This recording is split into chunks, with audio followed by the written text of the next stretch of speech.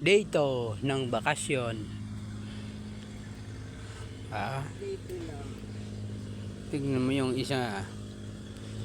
Dito kami sa Morong Bataan. Good morning Morong Bataan. Siya.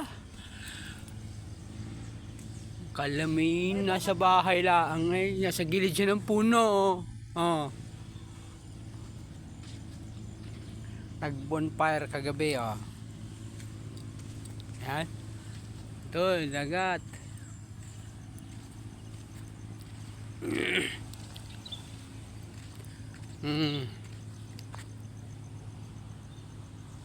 Morong Bataan.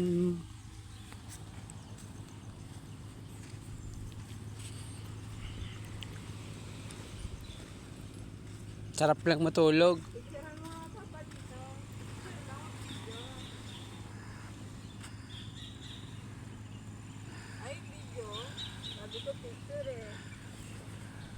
Dito kami natulog sa gilid sa malilim na lugar.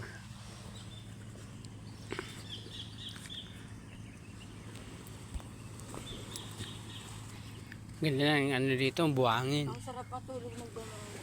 Kasi yung alon naririnig. Morning po. Good morning.